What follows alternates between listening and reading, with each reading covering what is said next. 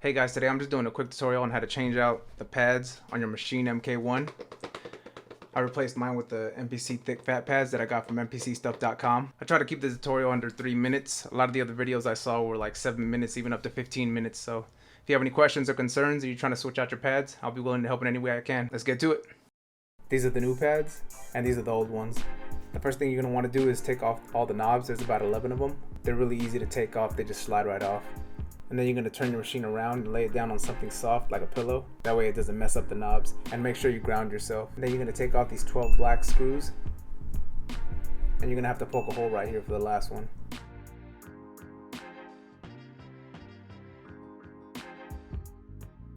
And then the back cover just slides right off. And then you're going to take out these 30 silver screws. And then you want to push this plastic part away from the USB port to get it out. You kind of have to shimmy it out of there a little bit, and then the board just kind of comes right off. So here's the sensor sheet.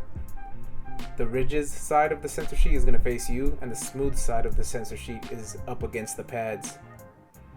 You can't really see the ridges of the sensor sheet, but you can feel it.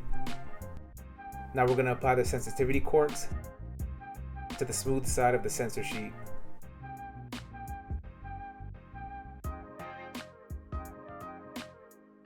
And it doesn't have to be perfectly lined up with the squares either. Just do it as best as you can.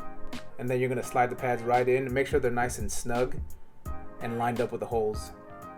That diagonal slice is kind of like a safety precaution because you can't put it any other way. It has to go that way. And make sure these two sticks are protruding through the two small holes. And then you want to put the sensor sheet back on after you've applied all the pad corks.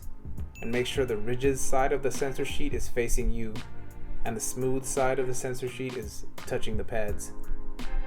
And then you're going to want to grab your sensor board, put it on and line it up with all the holes, and then it's time to put those 30 silver screws back on. When you put them back on, I wouldn't recommend using a power tool just because you can over tighten it and you can damage the board. So I would just use like a Phillips screwdriver. And there's also a picture next to each location that deserves a screw. You can see this in the bottom right. And then you're going to want to grab the back plate and put it right on, line it up correctly, and then you're going to put those 12 screws back on.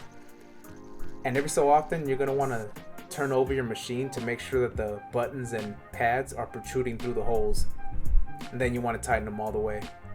And that's pretty much it. As you can see, all the pads and buttons are protruding through the holes, so let's connect it. Let's see how it works.